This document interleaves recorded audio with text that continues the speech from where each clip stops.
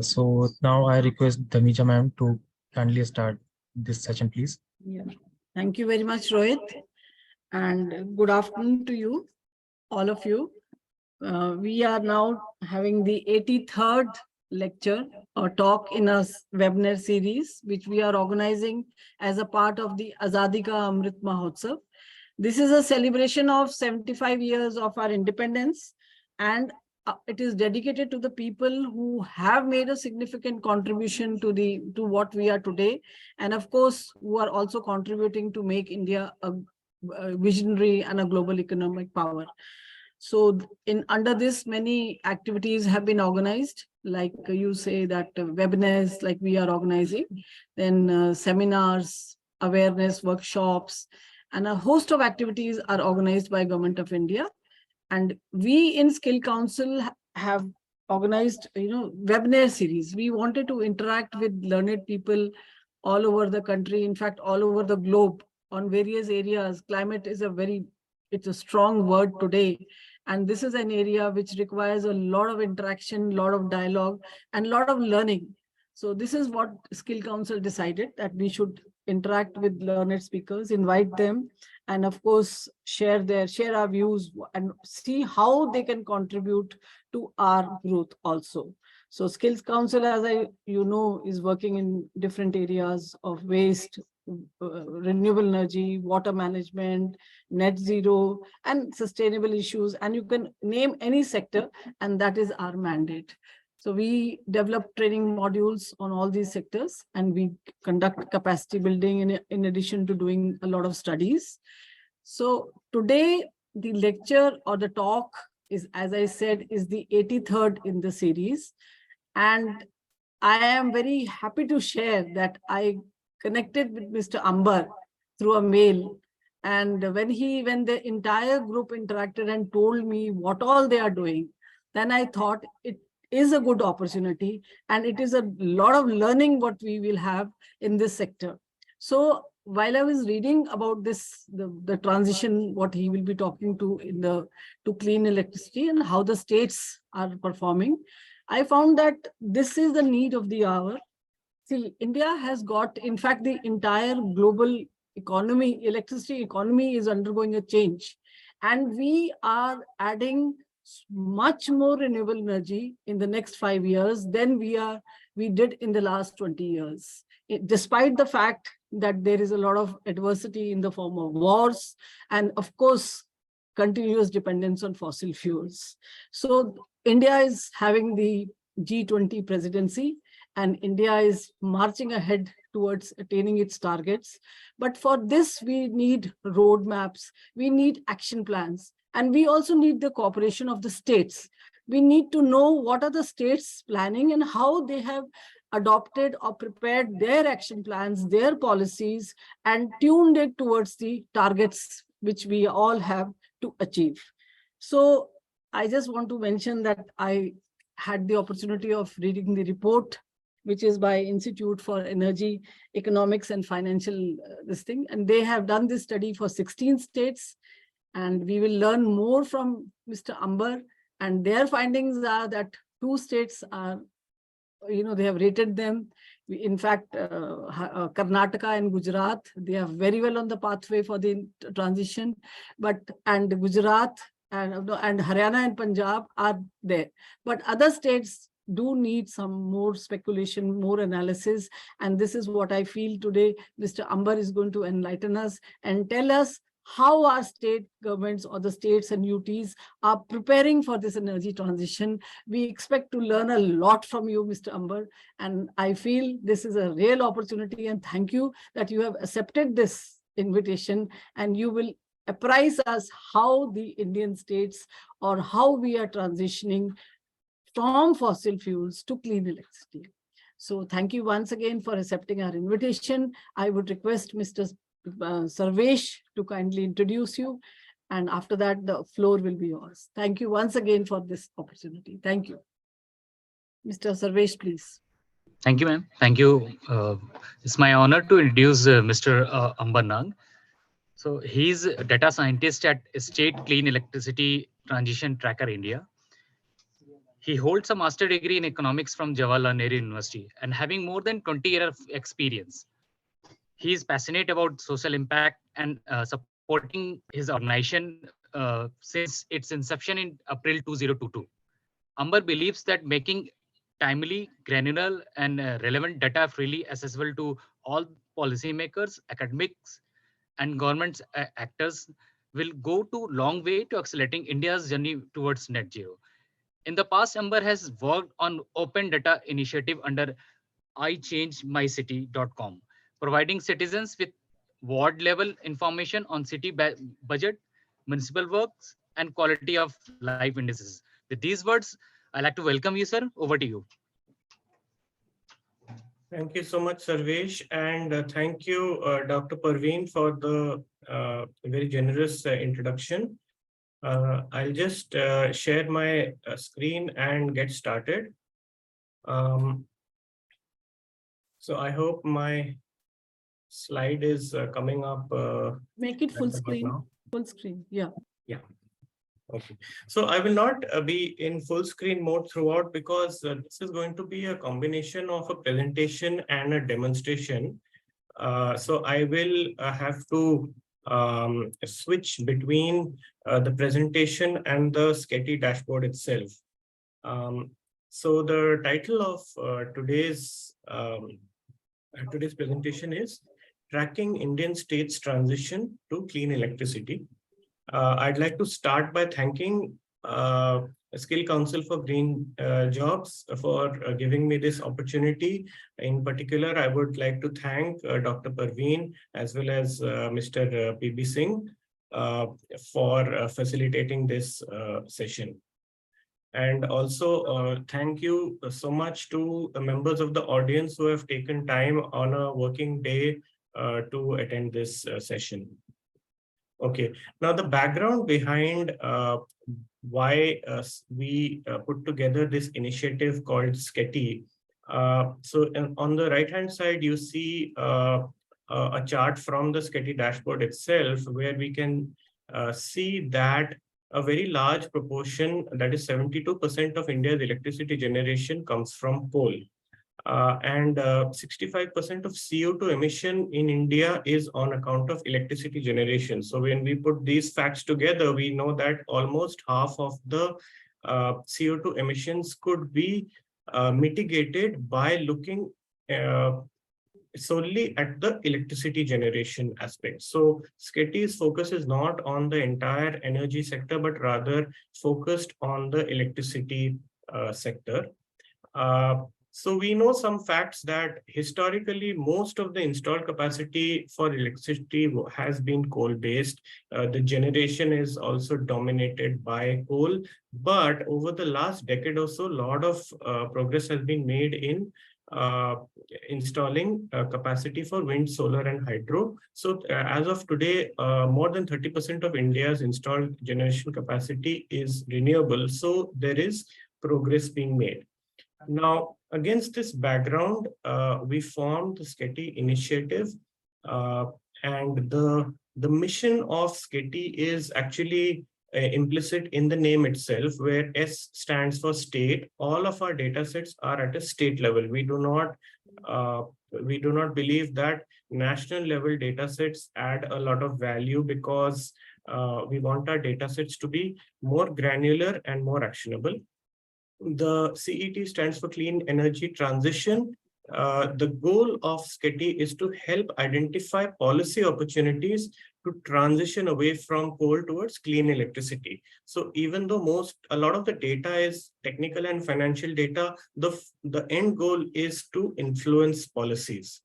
And finally, this is a tracker for India. We do not focus on any country other than India. But we make sure that for India, our data is at a state level, and most of the data has a longitudinal aspect at a month level. So we hope that our data will be actionable in terms of influencing policies. It will be granular, which is at the state level rather than national, and it will be time sensitive. So we will make every effort in future to may ensure that there is minimum lag between the data that is available on the dashboard versus what is available on the public domain. The SCETTI project has been supported since its inception by the Subak Foundation. This is a UK-based foundation founded in 2020, and they fund and support climate non-profits across the world. In fact, SCETTI is the only non-profit from India to be selected for the APAC Accelerator program of the Subak Foundation. You can find more details about this on the Subak website. So I would like to acknowledge the support that Subak has been providing us since our inception in April 2022. Okay, now as far as today's session is concerned, I'm hoping to leave some time for Q&A for sure, because I know that we have a very knowledgeable and very engaged audience with us. So on the agenda today is a real-time comparative study of two similar Indian states. And we will be, the framework that we have for analyzing all the data is by categorizing everything under three categories of access, environment, and financial. So once we go to the SCETTI dashboard, you will notice that all the data is organized under these three categories. So we'll start by putting together a brief technical and financial portrait of the two states. We'll just come to which are those two states. And then we will do a comparative study of their respective policies as pertaining to each of the three categories. Now, I'd like to start with a disclaimer, which is that today's comparative study is, we are not claiming that today's comparative study will actually unlock policy opportunities or provide recommendations for policy change. I'm very mindful that I am not a domain expert in the energy sector, and in fact, most of the members of the audience are the domain experts. So even though we are the creators of the SCETTI offering, we are not its end users, and it is people like everyone in the audience who will ultimately be the end users of SCETTI, and who will, it is our hope that you will use the data provided on the SCETTI platform to come up with policy recommendations. So having said that, these are the two states that we will be using for our comparative study.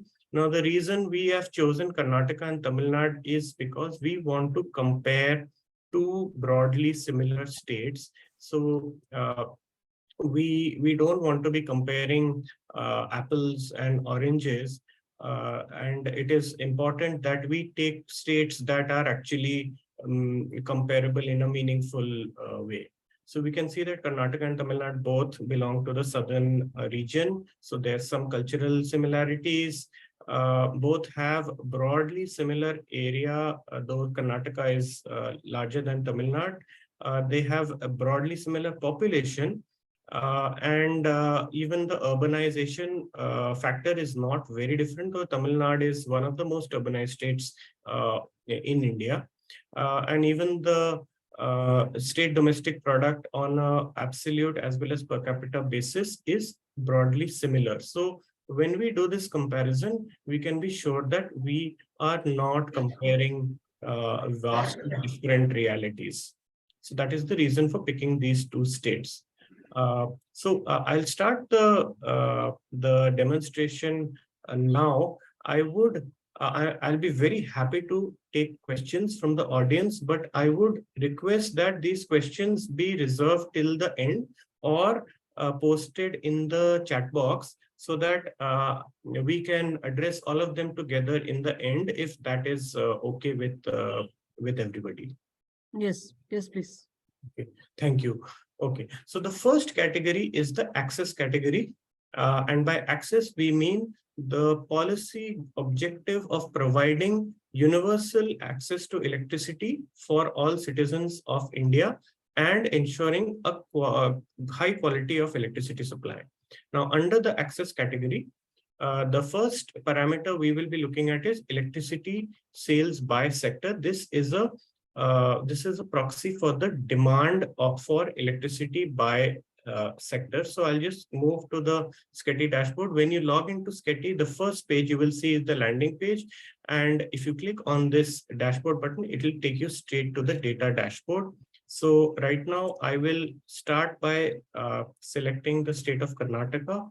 And under access, we have a lot of different data sets. So I will be selecting the electricity sales by sector. And let's look at the major, let's look at all the major sectors. So this is the picture for Karnataka. We can see that the red part, which is agriculture, is actually the largest in terms of demand. And domestic and industrial are both smaller than agriculture in the case of Karnataka. But if I look at Tamil Nadu, then I can see that the picture is slightly different.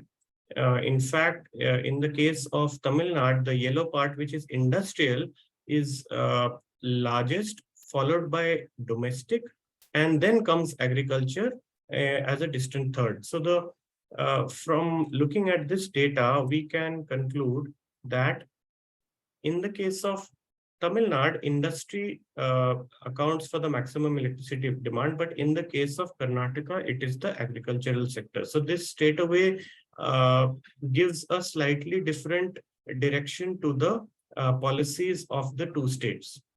The next parameter under access we will be looking at is the per capita electricity consumption, which is a measure of the access to power that the citizens have. So again, I shall go back to the dashboard and I will select the per capita electricity consumption.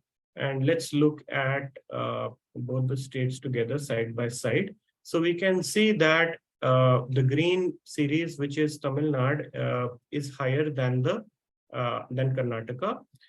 Part of the reason for this is that Tamil Nadu is more industrialized, and because the per capita demand from industry tends to be higher than domestic use, Tamil Nadu has a higher per capita electricity demand compared to Karnataka.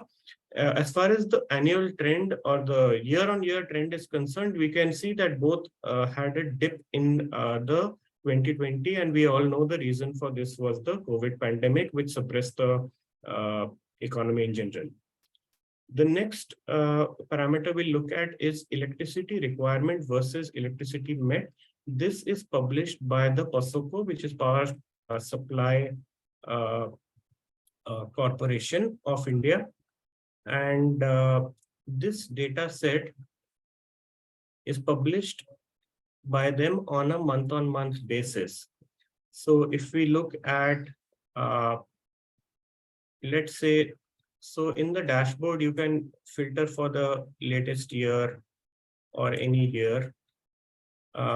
So there are broadly three filters. One is for selecting the state, one is for selecting the data sets. And when you select the technical data set on the right-hand side, you will find the corresponding policies which belong to the same category as the technical data set that you have selected. And then over here, you can select some of the metrics, and here you can select for the years. So there are a lot of different options for the user to apply filters and interact with the dashboard. So we can see that there is a minimal shortfall in the energy requirement versus the energy met for Karnataka, and the picture is quite similar for Tamil Nadu as well, right? So from this, we can conclude that both the states had minimal shortfall in meeting their average electricity requirement as per the reporting done by the PASOCO. The fourth parameter we'll look at under the access category is a very interesting data set that was put together based on a survey, household survey done by CEWW, Council on Energy, Environment and Water. Now in this survey, which was actually done at a household level. The data was available at a household level.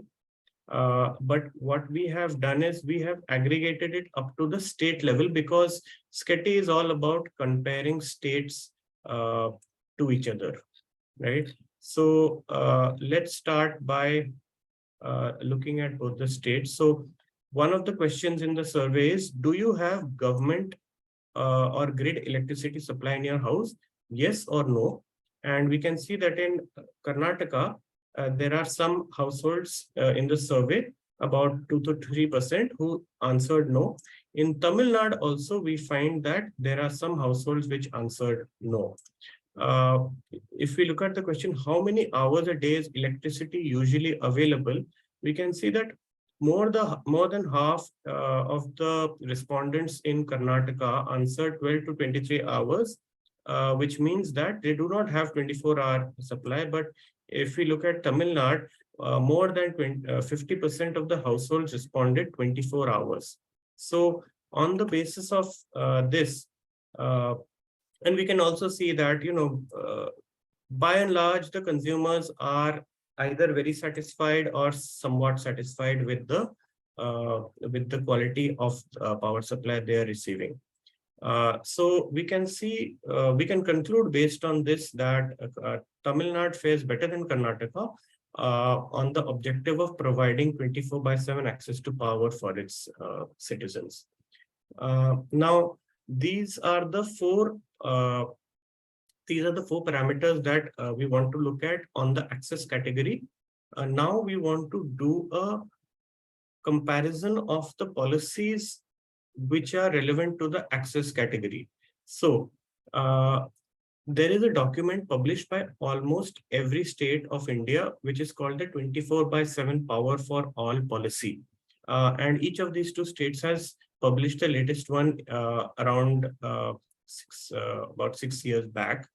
Now, we find that in this, Tamil Nadu actually claims in the document that 100% electrification has been done, barring very small number of remote households.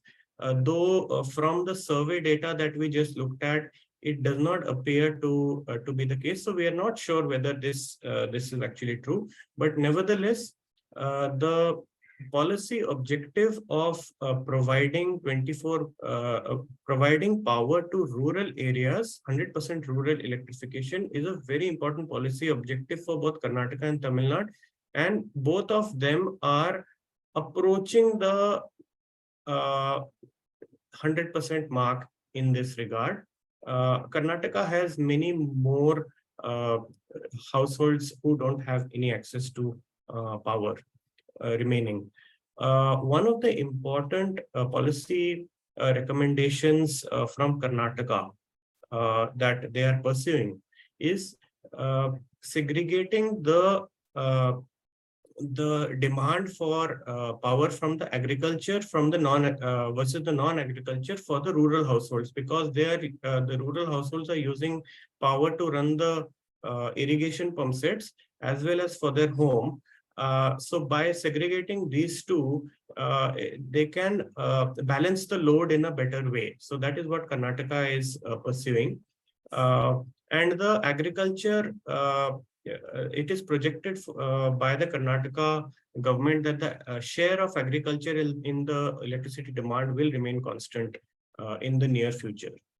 So we can see that rural electrification as well as providing power for the irrigation pump sets is a big priority for both Karnataka as well as Tamil Nadu, because neither of them can afford to ignore the agriculture sector. So this is the key takeaway, and we will see later when we look at the financial metrics that this has some implications on the financial aspect as well. So next we'll move on to the second category on the SCETTI framework, which is environment, which is the environmental impact of the electricity sector. Now, very broadly, there are two ways that any state or nation can pursue to reduce their CO2 emissions and become more eco-friendly. one is by increasing the share of renewable energy, that is wind, solar, and hydro, in the overall mix for generating electricity. And the second way is to improve the efficiency of the existing devices which are being used for the power. So, for example, replacing sodium vapor lamps with LED for street lighting, etc. Those will answer to the second objective. So the first parameter we can look at under environment is share of coal in electricity generation. So here we can look at the electricity generation by source. Let's focus on one state at a time. So we'll be looking at some of the, I will leave out some of the very small sources. And let's look at 1 year at a time. So we can see that coal is the biggest component of the generation for Karnataka. But if you add up hydro and solar and wind, then it is more than coal. And this is, we are looking at generation. Now, if I switch to Tamil Nadu, we can see that among the fossil fuels and the renewable sources, we can see that coal is so big, such a big part of the generation that even if I add up nuclear, solar, wind, etc., it doesn't come anywhere near coal.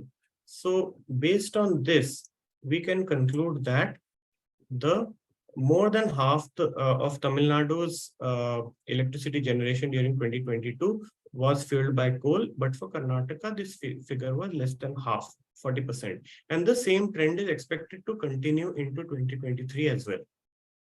The next parameter we'll look at is CO2 intensity of electricity generation.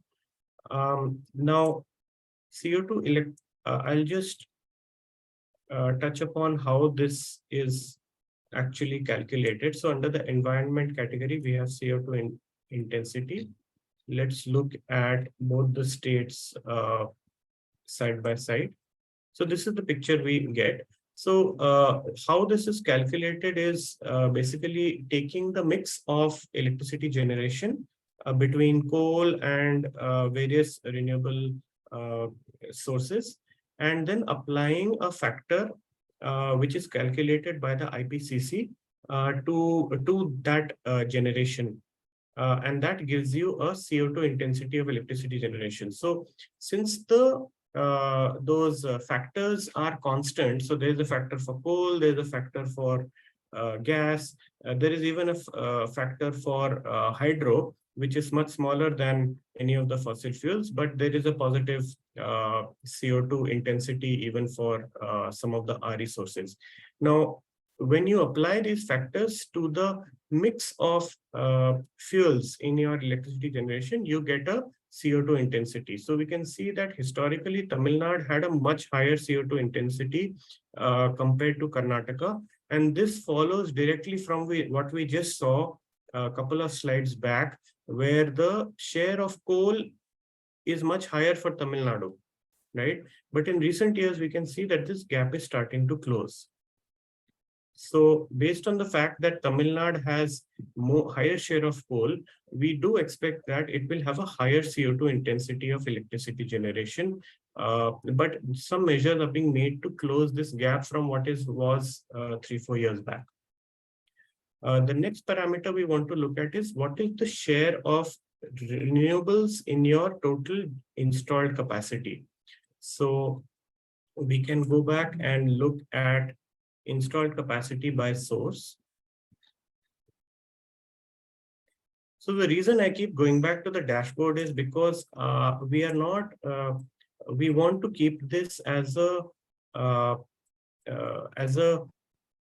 interactive demo. We want to do a real-time analysis. We will do this whole comparative study as we go along as part of this session, rather than me presenting a pre-compiled report, because the point here is to demonstrate that anyone in the audience can log into SCETTI and perform a similar analysis in a matter of few hours. So that's the reason we are going on switching between the dashboard and the presentation. So we're looking at installed capacity by source for Karnataka, and we can see that the highest one is actually the dark green series, which is renewables. So renewable capacity, installed capacity, is higher than coal or any of the fossil fuels in the case of Karnataka. And in the case of Tamil Nadu, also, we will find, I think, a similar trend. So we can see here that this dark green line, which shows a constantly increasing trend since 2019, is total renewables. So we can see that renewables is much more than any of the others in terms of installed capacity. So we can conclude based on this that Karnataka and Tamil Nadu both have more than 50% of their installed capacity coming from renewable sources. Now, we just saw that more than 50% of the generation for Tamil Nadu was actually coming from coal and not from renewables. So there seems to be slight contradiction here, but actually there is no contradiction. The reason is that I'm sure all of you in the audience are already aware of this, but the reason is that the plant load factor of a conventional fossil fuel plant is close to 100%, as in they are usually running at close to the full rated capacity unless they face any coal shortage. Whereas the plant load factor for a wind or a hydro or a solar plant is much lower than the rated capacity, much lower than 100%, because renewable energy is inherently intermittent in nature due to season changes. So that's why we find that even though the installed capacity, which is the maximum rated capacity, is more than 50% for both the states, the actual generation is lower. Okay, now within renewables, we have bioenergy, hydro, solar, and wind. So we can quickly look at what is the mix across these. So if we look at installed capacity for renewable energy, so we can see that in the case of Tamil Nadu, the largest is wind, and after that, solar. But in the case of Karnataka, we can see that the largest will be actually solar. So the yellow part is solar. So solar is more than wind in the case of Karnataka. So we can conclude from this that during 2022, and the same trend is expected to sustain into 2023, during 2022, Tamil Nadu's electricity generation from renewables was dominated by wind, but Karnataka was relying more on hydro and solar. So there is a distinct change in how each of these states has approached their renewable energy strategy. The last parameter we looked at, so recall that we discussed earlier that there are two ways to reduce CO2 emission. One is to increase the mix of renewables in the energy mix or the electricity mix. And the second is to increase the efficiency of the devices. So there was a study done by the ministry in collaboration with some private agencies back in 2020. And in this study, they found they rated each of the states on something called State Energy Efficiency Index. So we can see in the State Energy Efficiency Index, Karnataka emerged as a front runner, getting a score of 70. Tamil Nadu emerged as an achiever, getting a score of slightly above 50. So from this, so there are a lot of parameters that went into into estimating this energy efficiency index. There are almost 20 different parameters. If any of you are interested in how this study was conducted, the hyperlink is mentioned in the footnote. So we can conclude on the basis of this that Karnataka has a higher energy efficiency overall than Tamil Nadu, taking into account all the relevant parameters. So that brings us to the end of the environment category. Now we want to look at what is the difference in the policy relating to environment category for each of these two states. Now, the relevant policies in this respect, the main document that is published by any state for environment is SAPCC, which is the State Action Plan for Climate Change. It's kind of a master document for all the other policies like your solar policy, your renewable energy policy, you may have a wind policy, but all of these ultimately roll up to the State Action Plan for Climate Change. Karnataka's SAPCC, the latest version is from 2021, whereas Tamil Nadu, what we have in our possession is from 2019. Now, we can see by comparing the actual, which is available on the dashboard, on the SCETTI dashboard, with what we find in as a target in the policy document, we can see that Karnataka has actually exceeded their policy solar power target. So for 2021, they had set a target of 6,000 megawatt, but by 2019, they had already exceeded this target. And by 2021, they had gone far beyond, reaching almost 7,500 megawatts. So Karnataka has done a very outstanding job on solar power, increasing their solar power installed capacity. Now, both states have given a lot of economic incentives for rooftop solar. One of these incentives is in the form of net metering, where the your electricity bill as a domestic rooftop solar household, you can offset almost 100% of your electricity bill if you sell back enough units of solar power to the grid. So using this net metering incentive, both the states have been trying to induce consumers or households to install rooftop solar. And I can actually personally vouch for this because in my house in Bangalore, we have been using solar geyser for many years, and the electric geyser is simply a backup for that, which is used only few times during the year. There is also some effort to increase the efficiency of the street lighting. Again, recently we found that the sodium vapor lamp on our streets, all of them were replaced one by one with LED lamps. So that is replacing street lighting with LED is a major initiative which is trying to tackle the problem from the other side, that is the efficiency side. So both of these states are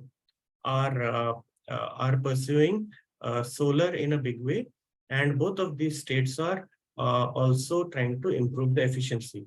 I'll just be back in 1 minute.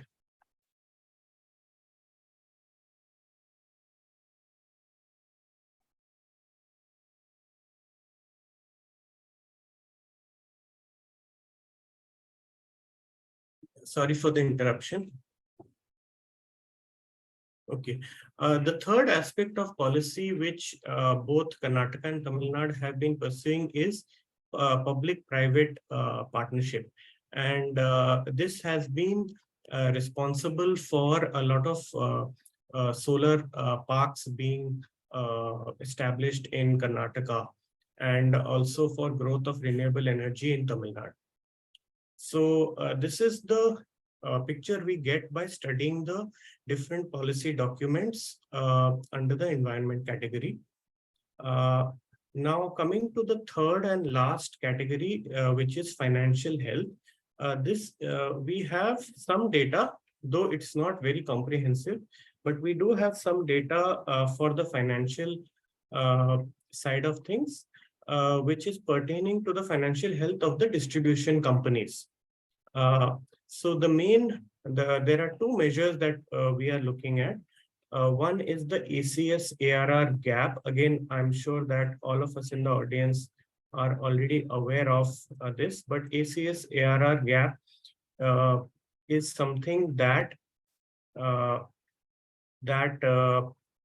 it's kind of a reverse measure of profitability. ACS is the average cost of supply and ARR is the average realizable revenue. So if the ACS ARR gap is positive, that actually means that you are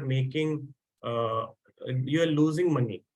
Whereas if it is negative, then it means that you are making positive net revenue for every unit of power sold. So we can see that Karnataka had a ACS ARR gap of 0 as of December 2022, which means that it was exactly breaking even. But for Tamil Nadu, it is almost close to 1 rupee, which means that Tamil Nadu is losing close to 1 rupee on every unit of power sold. So the more positive the ACS ARR gap, the worse you can expect the financial health of the distribution company to become over time. Now, we can also look at the AT&C losses. Now, these data are published by the Uday scheme, Ujjwal Discom Assurance Yojana, under the Ministry of Power.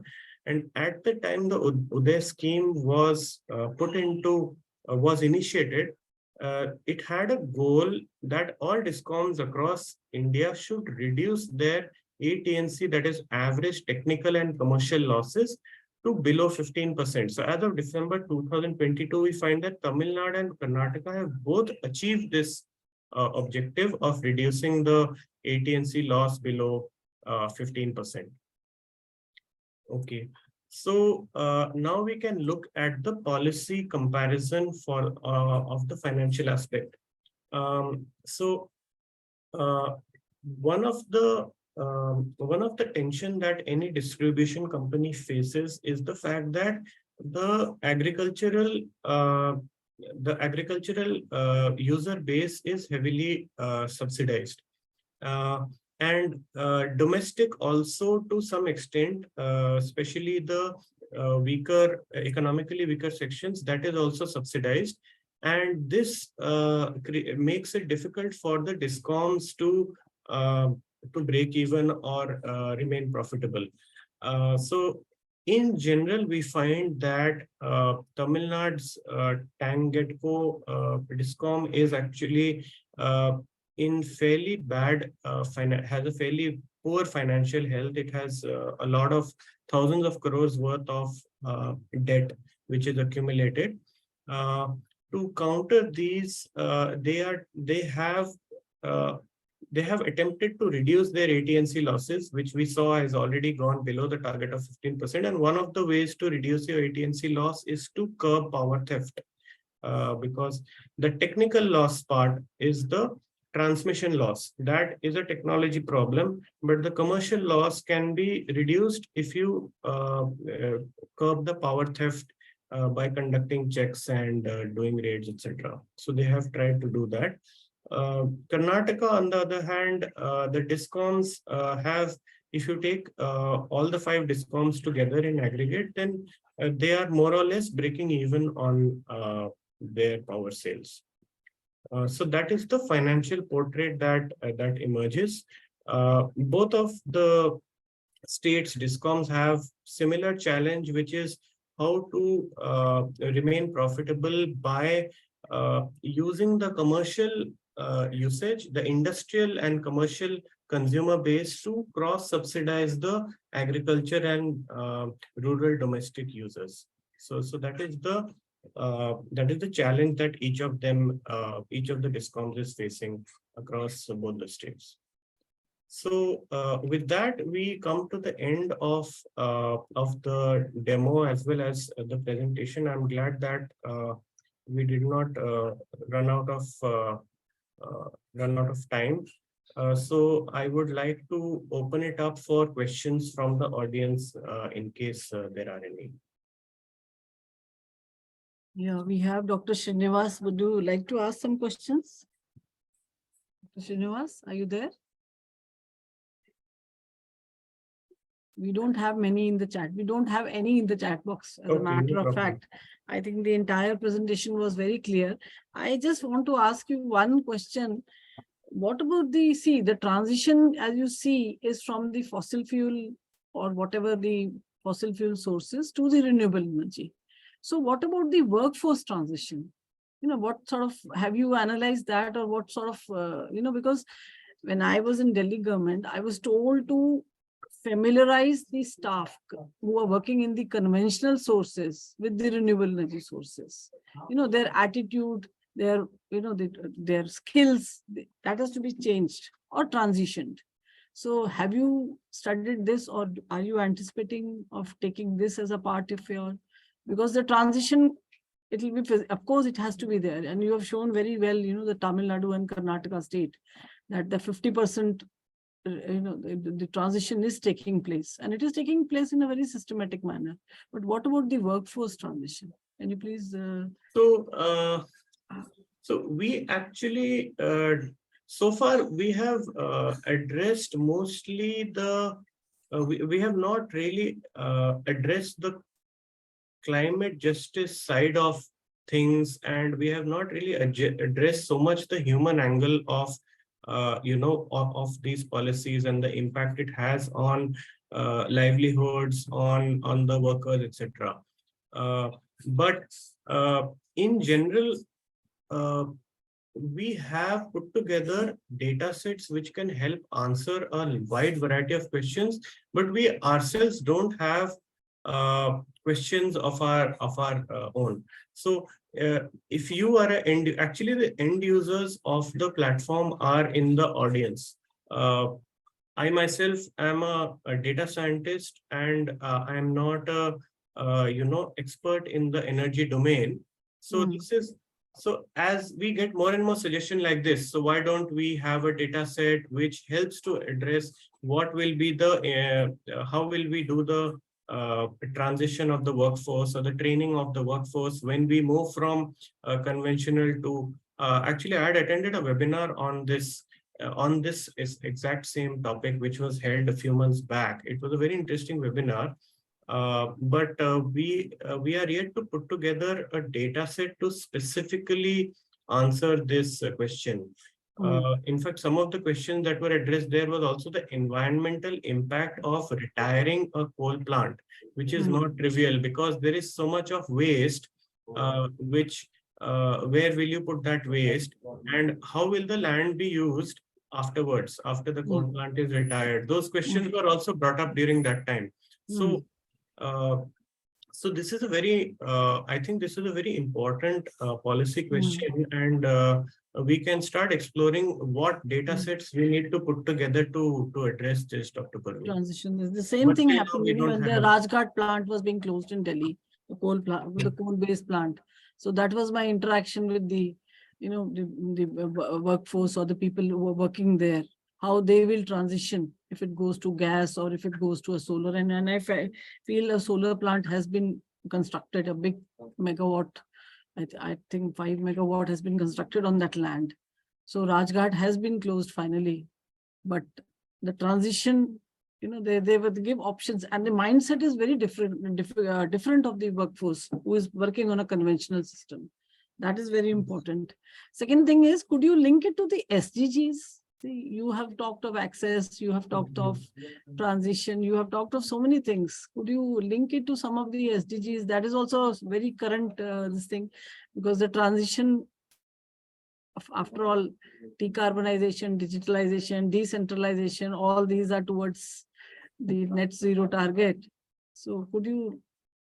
No, I think that is also a very good point. The SDGs should figure in our framework. So we have actually borrowed our framework from a book by Navroz Dubash and a couple of other authors called Mapping India's Power transition. So actually the methodology is mentioned on the SCETTI website itself. The name of the book is Mapping Power: The Political Economy of Electricity in India States. This book came out in 2018. The authors are Navrod Zubash, Sunila Kale, and Ranjit Bhavrikar. So we have borrowed this three category: access, financial, environment framework from what is discussed in that book, because each of the authors is very erudite scholar on the energy sector. Now, we have not thought about, how do we expand this framework to include SDGs, to include climate justice issues, to include like the workforce issues that I'm sure SCGJ itself, it must be a very major imperative for your organization, right? How to scale, how to reskill the workers. So those are aspects that we have not looked at. But in general, the more questions we get from end users, the more we will be able to refine and expand and enhance the dashboard with new data sets. We don't know what data sets to add unless the domain experts come to us with questions that they would like to answer. Given this, like earlier also I'd asked, you have compiled a lot of data. Have you given it to some state government, or have you interacted with some agency who would like to take your data? Because the comparisons are very good and the analysis is very good. Especially the dynamic dashboard that reflects a lot of information and a lot of trends which you have shown. They are very important and they're very needed for the current scenario. So have you interacted with any state government? Or? We have actually been interacting with a lot of policy think tanks in the past few weeks. And that is the series of conversations as part of which we interacted with you also, Dr. Praveen. And we are trying to see, so for example, a lot of the data that we have got, it's from Center for Policy Research, from the Council on Environment and Energy, CWW, and few other think tanks. So we are trying to indirectly, I don't know whether we will be able to directly access government stakeholders, given the scale and the size that we have currently. But if we can partner with some of the, the better known institutions on this. So for example, we can partner with Vasudha, Power Info Hub. We could partner with WRI or CWW or any of these think tanks who are much more established than us. Then together, I think we could have this impact that we are seeking.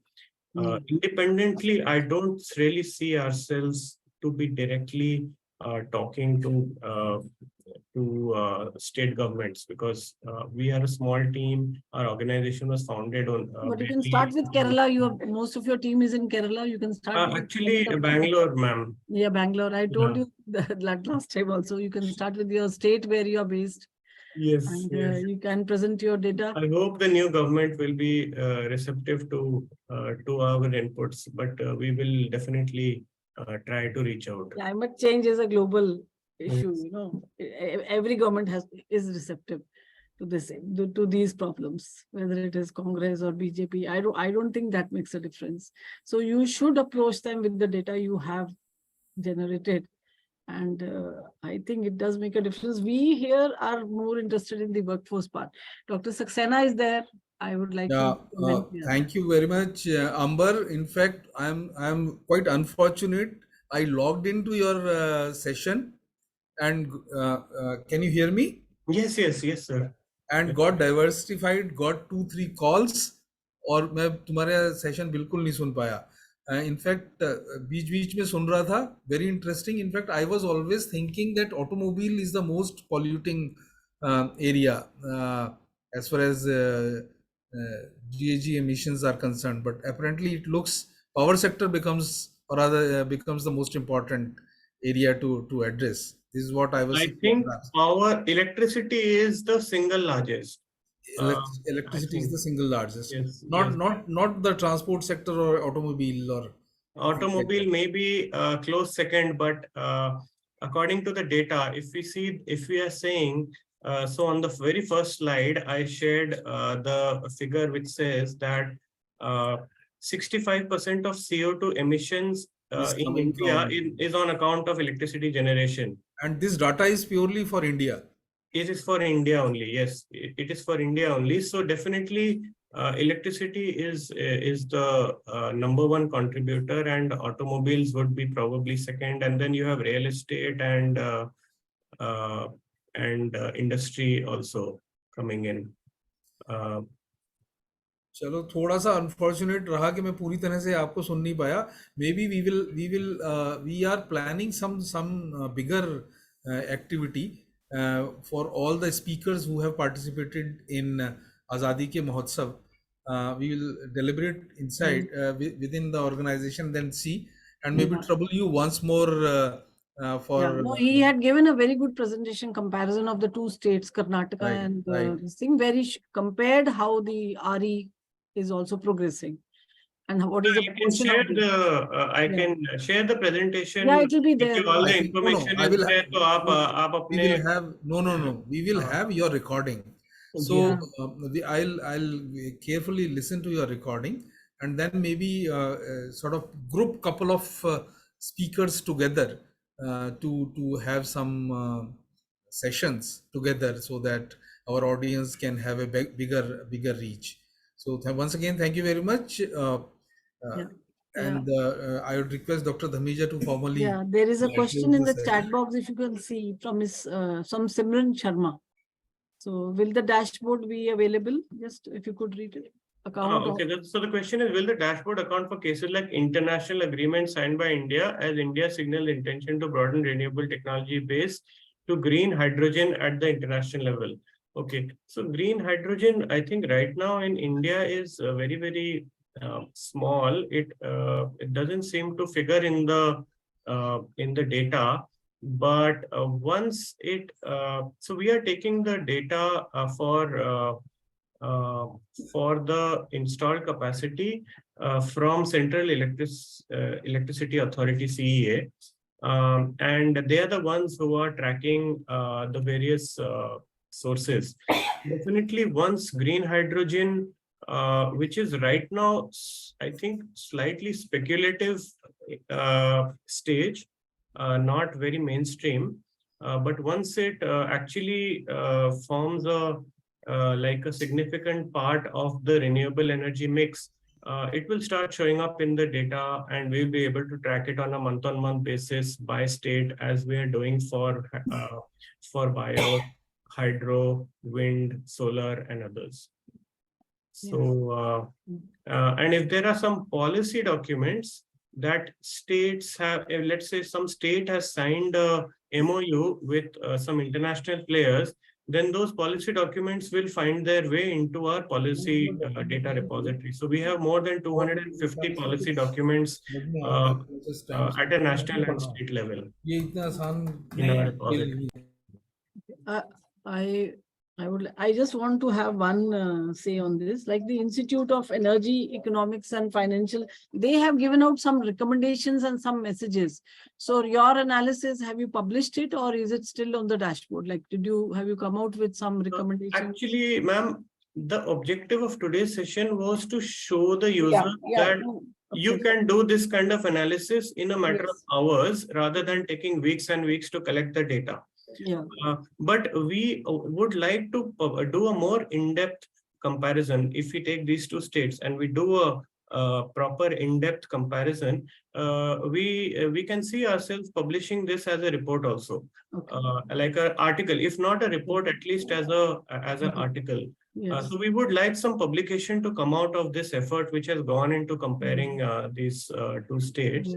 And in future, we would like to evolve it in the form of a public article. Yeah, it will have a bigger reach. Yes, yes. No, that is the goal. Though the comparison was done for the sake of demonstration, but I think the points that are coming out are actually relevant for policymakers. We hope. Yeah. So I think we can thank you. Yeah. Thank you very much. And thank you all the participants for, being there with us. And I think the knowledge, it was a very good presentation, and the comparison gave us, the dynamics of the whole thing was very, very catchy. So I would like to thank you and for taking out time and being with us, and also the participants for being with us and attending this session. Thank you very much. Thank you. It was a Thank great. you, ma'am. Thank you so much, Saxena ji, and thank you so much, Dr. Praveen, for this opportunity. Yeah. We will interact more. Thank you, Mr. Ambar. Thank you. Thank you, Mr. Ambar. Yeah. Thank you, everyone. Yeah, please. We'll interact more. Thank you. Yes, surely. Have a good day. Have a good day, ma'am. Okay.